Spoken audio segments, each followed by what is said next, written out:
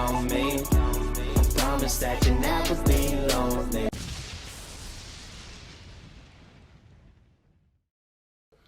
So, of course, I've heard about the whole George Floyd cop situation. People have been asking me, what do I think? I've gotten a few emails. And of course, I've had people to ask me because of the simple fact that, hey, I think a lot more logically than the average person does. Does that make me right? No, it doesn't. Does that make me wrong? Of course not. But when you think logically, you're able to more depict, you're able to dissect the ins and the outs. You're able to look at the details and come up with a logical explanation. Okay? But regardless of what I think or what anybody else out there thinks, it was wrong. Of course, another black man killed by a cop. Okay? A Caucasian cop. But, of course, I heard Candace Owens talking about this situation. And I had to listen, and I formed my own opinion about it and everything. So I'm going to let you guys listen as well, okay? And then we will break Candace Owens' opinion, her outtake on this down. It's not going to be long about my opinion, about my breakdown of it. But, I thought I should let you guys know my opinion of it and everything. So we'll go ahead and, hey, get this started.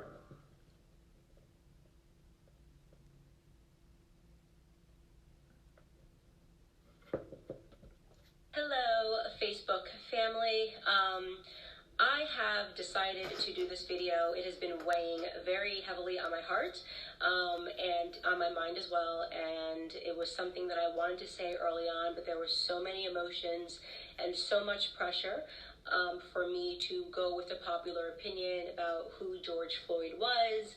And sometimes it can be difficult when there are just so many external pressures to say what you believe. And this was an instance where I felt like my silence would have been better in the beginning, but the more that I think about it, I realize that we are being sold a lot of lies, and at the detriment to the black community, at the detriment to the white community, and at the detriment to America as a whole. So I want to come out and say that I do not support George Floyd and the media depiction of him as a martyr for Black America.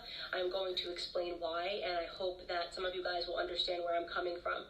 I have spent a considerable amount of time reading a lot of black authors that I think are some of the most brilliant black Americans breathing.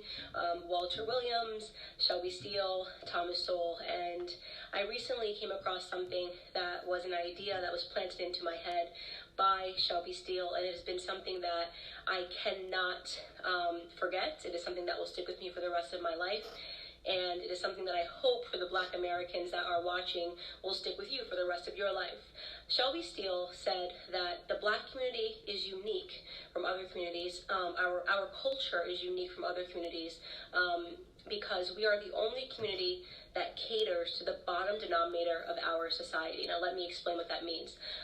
It means to say that not every black American is a criminal, not every black American is committing crimes, but we are unique in that we are the only people that fight and scream and demand support and justice for the people in our community that are up to no good. You would be hard-pressed to find, a Jewish person who has spent 5 stints in prison, who commits a crime and dies while committing a crime, and that the Jewish people champion and demand justice for. You will be hard-pressed to find this in white America. You'll be hard-pressed to find this even in Latino America.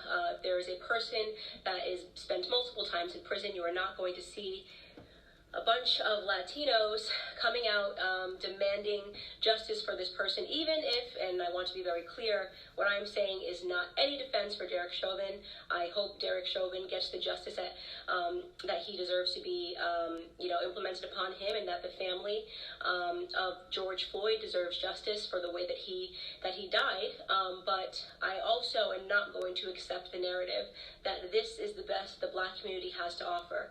For whatever reason, it has become fashionable over the last 5 or 6 years for us to turn criminals into heroes overnight.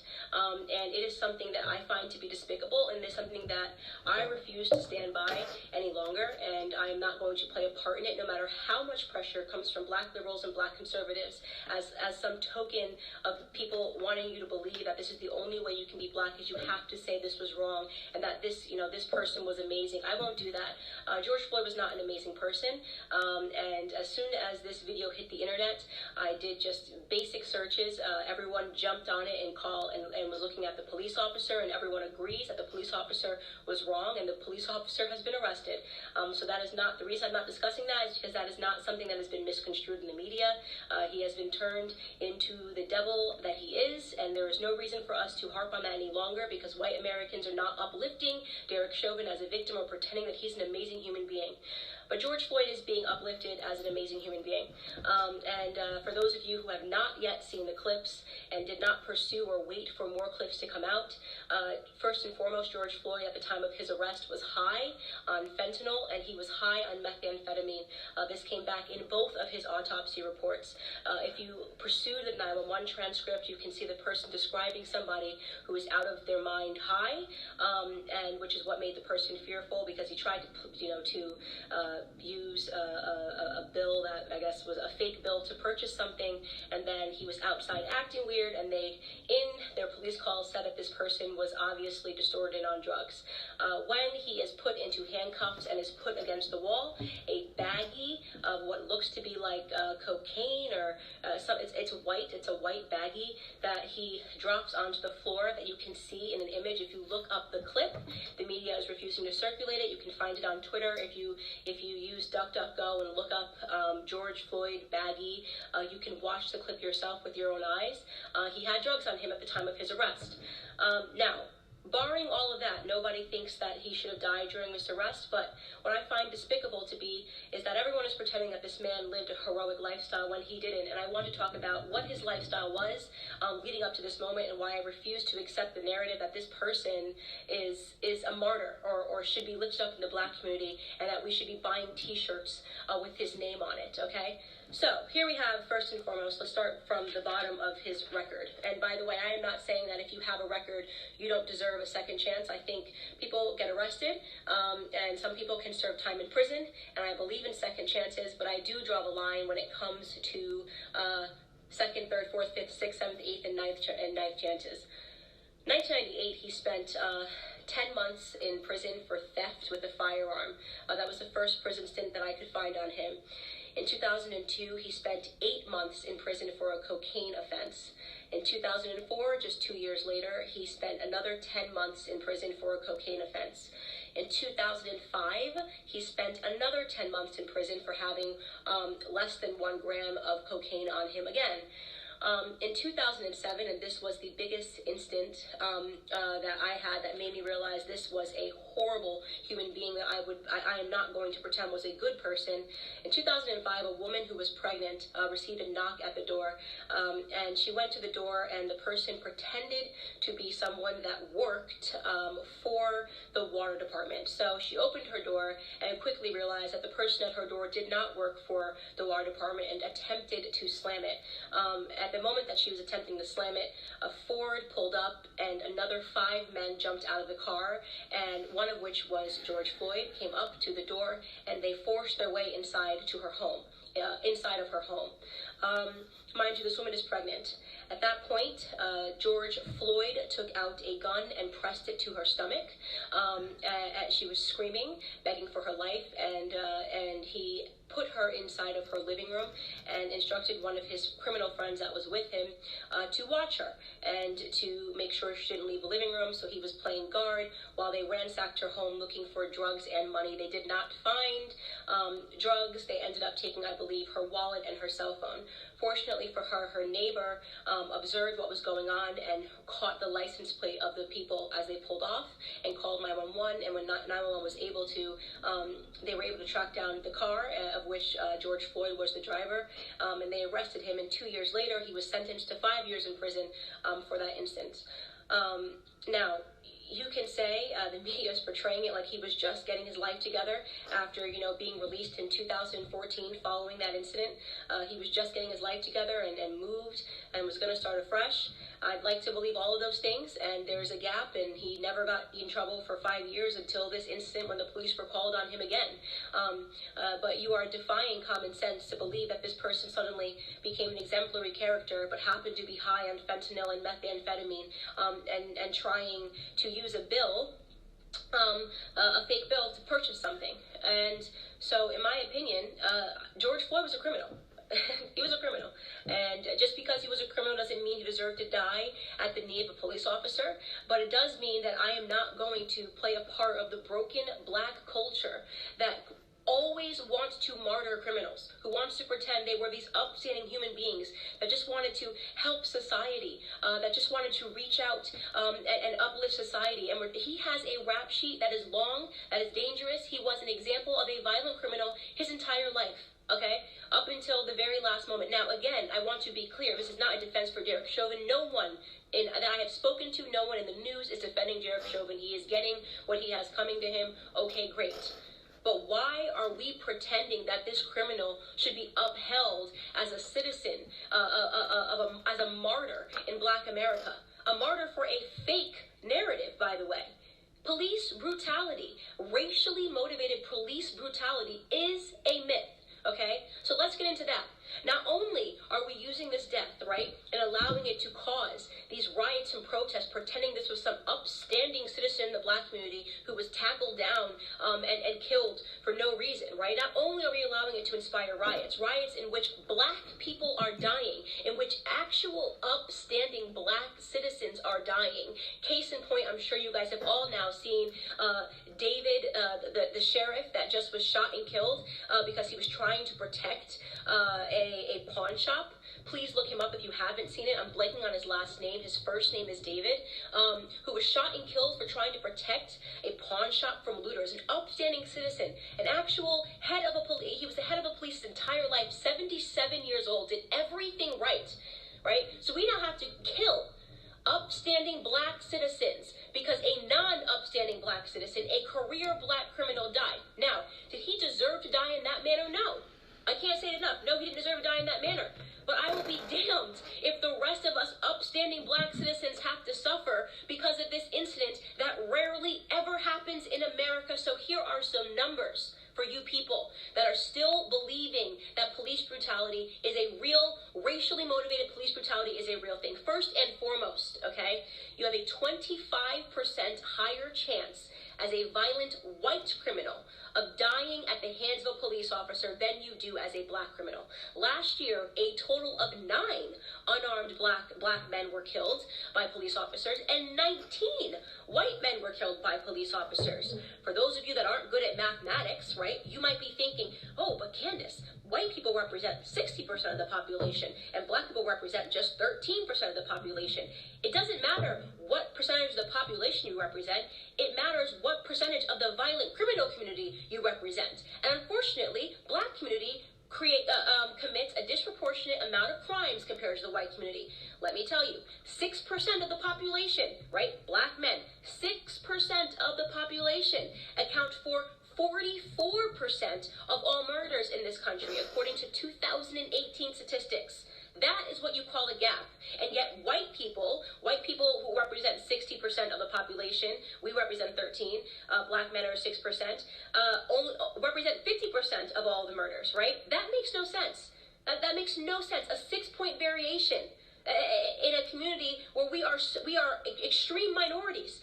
We commit 50% of all violent offenses, evenly split, and we're only 13% of the population, okay? So we have a lot more encounters with police officers. And don't say the police officers are coming around because we're Black. I'm talking about violent criminals. I'm talking about murder, 44% of murders, okay? You want to talk about real statistics? The police officers have way more to be fearful of in the Black community than the other way around, okay? We commit, on average, a police officer is 18 and a half times more likely to be killed by a Black person than the other way around, okay? So this entire narrative is complete smoke smoke and mirrors. It's all made up. It's just election fodder. It's white versus black because it's an election year, not because black Americans are suffering at the hands of police officers more than white Americans. Do some police officers do the wrong thing? Yes. I don't think there's anybody in the world who has not encountered a police officer and thought this person is an absolute jerk who is power tripping, whether you are black or white. We know they exist, and we know they're always going to exist, by the way, because they're human beings, and sometimes human beings suck. In fact, if you want to attack a community for accidental slayings or brutality, did you know that doctors accidentally kill 250,000 people every year because of mistakes? Did you know there's been doctors that have been arrested for being serial killers, that just were killing people because they wanted to? Do we protest and boycott doctors? Do we assume all doctors are horrible human beings because some doctors are? Or do we realize that society is not perfectible? People suck in every profession. It is no excuse to paint society with a broad brush. It is certainly no excuse to accept a Democrat narrative, okay, that black people are being disproportionately hunted down by police officers because of the color of their skin. You want to know the best way to avoid not being brutalized by a police officer is to limit the amount of encounters you need to have with them, especially when it comes to violent crimes. Okay? I am not going to stand for this continual bottom-feeding narrative of us martyring people that have had 5, 6, 7 stints in prison and then pretending they were upstanding heroes to our community. It's bullshit. It's bullshit. Excuse my language. It's absolute bullshit, and I'm tired of it. I'm tired of having to play pretend. I'm tired of sitting here and being called a coon or an Uncle Tom because I won't play this bottom-feeding game with you. If you want to hang up posters of criminals on your wall and talk about them as your martyrs, do it. Do it. You can do it. Kobe Bryant was my idol, okay? I'll keep a photo of Kobe Bryant. You can keep one of George Floyd and pretend he was an upstanding human being that just once or twice put a gun across a pregnant woman's belly. Could you imagine that woman right now? That black woman, by the way, right? Watching everybody pretend this person was an upstanding human being who just at the age of 42 and 5 prison stints was going to get his life together. I mean, it's embarrassing. We are embarrassing in that regard, right? This is why we have a cycle and a toxic culture, because nobody wants to tell the truth in Black America. It's so easy to be a victim. It's so easy to ask white people to bow down and apologize and do all these things for us. It's crap. It's crap. It's a lie. It's a farce. Our biggest problem is us, okay? It's why we don't talk about it when black-on-black crime happens. It's why we don't talk about it when 40 black people are killed in one weekend during Memorial Weekend in Chicago. We don't want to talk about any of that stuff. We don't want to talk about Baltimore. We don't want to talk about New Jersey. We don't want to talk about any of these places where black people are being slaughtered by other blacks, because that would mean that we had to be personally accountable, right? That would mean personal responsibility. We don't do personal responsibility in our community. We don't do it. We blame white people, right? We only point a camera to white people when they do something, even though we do it at a way higher rate to ourselves, right? We celebrate our drug dealers. We're the only community, right, that would ever create hashtags to free people from prison because they committed crimes, like free Meek Mill, free this rapper, free this rapper. How hard is it to not spend multiple times in prison? How difficult is that? Is that too hard for us?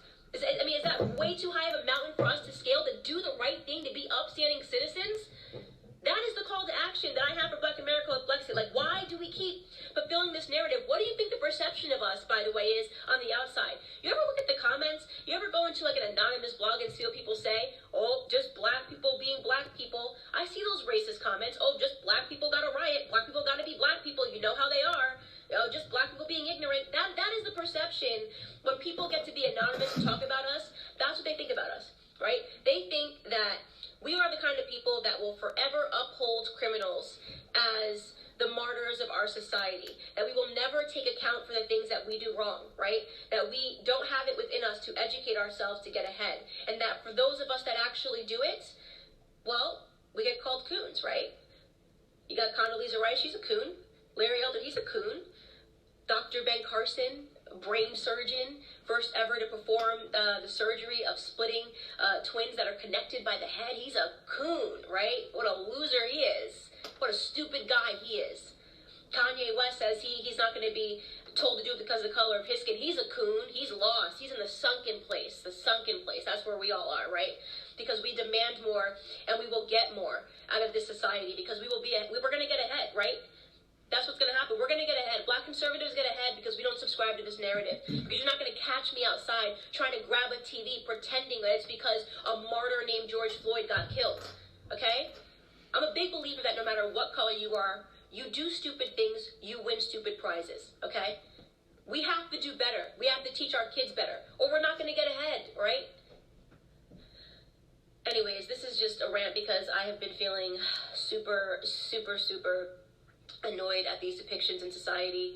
I have no apologies here to make. George Floyd is not my martyr. He can be yours. That's all I have to say to Black America. Now, people, what's up? As y'all heard, Mrs. Owens' remarks, her opinions, and her, her banter on that. Now, first of all, I'm going to put this out there.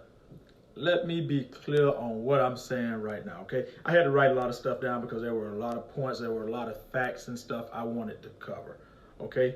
She said that we need to act like racially motivated police brutality is a myth. It doesn't exist. Bullshit, okay? Bullshit. I've experienced it myself. I've seen a lot of other Black Americans experience it. Bullshit, okay? Race-related brutality from policemen exists, and it exists heavily. It's been going on long enough because we don't hold them accountable, okay? Because we don't put out, there's no system that really penalizes them for that. The penalization for crooked officers, okay, for racially charged brutalities from these officers, brutality from any color of officer, okay, should be high. They should get more time than civilians should, okay, because you have a lot of racist scumbags out there, okay. You got a lot of racist, just purely trash people out there, okay. Seriously, trust me, I've experienced it. And so I can't agree with her on that. That's first of all, okay? So let me mark that off because I've handled that, okay? Second of all, whites are more likely to be killed by cops. I'm gonna call shenanigans on that one. Seriously, shenanigans. And if you want to say that, then you can look at it and say because they make up a mass number of the United States, a higher number in the United States than us. You can look at it that way and say it. But again, bullshit. Okay, I'm gonna call bullshit on that one.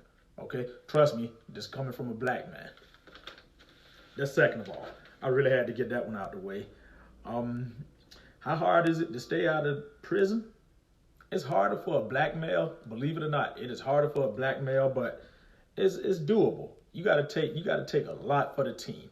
Okay, and one day I'm gonna talk about this where I'm about to strut on, but I come from an area and back home. I'm gonna just say back home, where those clowns were going to jail relentlessly. They were killing each other. They were selling drugs. A lot of the guys I grew up with now, believe it or not, they're either dead or in jail or hell at a point in their life to where they might as well be dead or in jail. Thank God I did not hang with the crew. Thank God I have not ever been to jail. Man, it's traffic tickets and stuff now, okay? Thank God I've never followed that because me, myself, I was too scared. I was that kid back home who was playing the video games, who was watching anime, okay? Never been to jail, never sold a drug, never touched a drug. Thank God, okay? But a lot of the guys I grew up with, some of them are still in jail, some of them are just now getting out. I mean, seriously, like, goddamn, more power to you, whoever. I mean, I couldn't do it because I knew that, hey, I had a little bit more of discipline about myself. So, yes, I agree with her on how hard it is to stay out of jail, but you do have to take in and consider the factors of being an African American, okay? Mainly an African American male. You got a lot more pushing against you, whether it's from racist white people or whether it's from ignorant Black people. You have a lot more to battle against than everybody else. So for Black males, it is a lot harder to stay out of jail, prison, or whatever, okay? Seriously, so, I can't sit there, like, it's doable, it's just not easy, especially if you don't follow that crowd, okay? And thank God I didn't follow the dumbass crowds from back home. Now, let me explain this to you guys. According to what she said and according to what I've researched, yes. George Floyd he was a career criminal, if the things they said were true. Okay, now I'm gonna tell you guys this. He's been to jail one time for 10 months, another time for 8 months, 10 months, 10 months, then 5 years. Now here's the thing. The first 4 times, the months, you prove yourself to be a career criminal. Hey, I'm not judging, I'm just saying. I kind of frown upon the reason he did the 5 years with the pregnant woman. Okay, and if any of you guys know me personally, you'll know that, again, I love the kids and I have strong feelings when it comes down time to situations involving kids, nonetheless pregnant women. Okay, so that right there kind of changes my temperament. But remember, people, regardless of what we may think of George Floyd or whatever, this isn't strictly about George Floyd, the person. It shouldn't be, because if that's the case right there, then real talk, you shouldn't be marching or protesting. It's about the situation that comes from that dirtbag white cop that did that, okay? Period.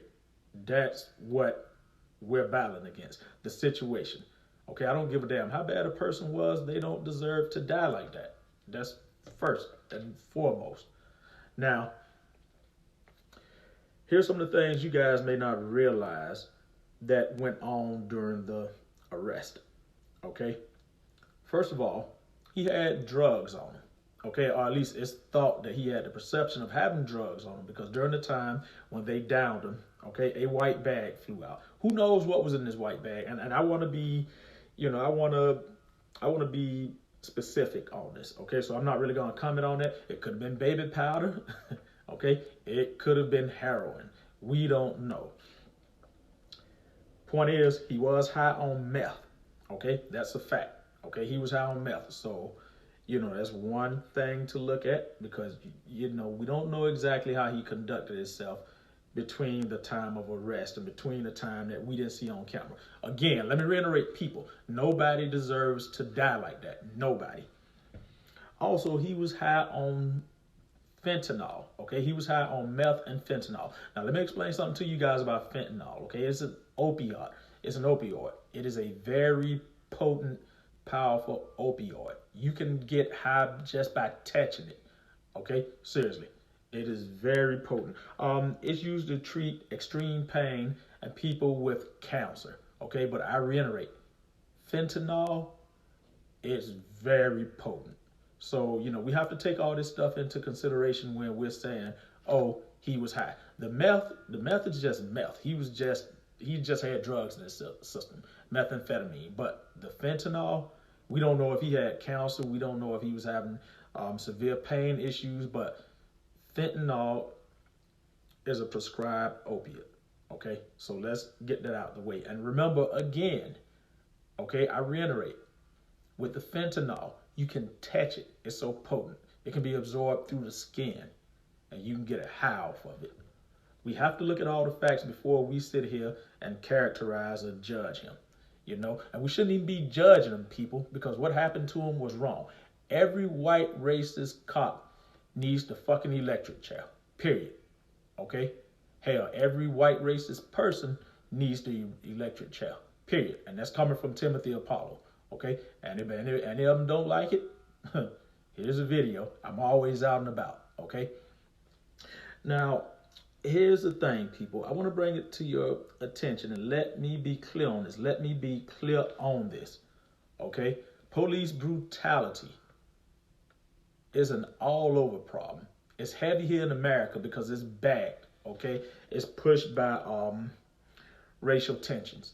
And it's always been like that, people. It's always been like that. So my thing is this right here. It really irritated me when she overlooked that and she made it to be a non-existent situation. Believe me, I've experienced racism within this week, okay, within the last 2 weeks, okay? But you have to bypass it. But from cops, okay, people that's supposed to protect us, no, we should not have to worry about that, okay? That's why one thing you guys need to do, okay? Let's not just march and protest for George Floyd to get justice. Let's march and protest to make sure there's laws to put in place for these white cowards that's coming with this racism, okay? Seriously, We need to put laws in place because we shouldn't have to stand by and just watch nobody get treated, no, regardless of what color they are, regardless of where they're from. Racism is just purely despicable and distasteful. Okay? And it shouldn't even have to be a racist cop, no matter what color the cop is, white, black, Asian, African. If he's racist, then guess what? We need to have better plans in place, okay? We need to make sure that we have people to get up there and put laws in place for when they've had suspected racism from this cop, no matter what the color, that, hey, he's been investigated thoroughly.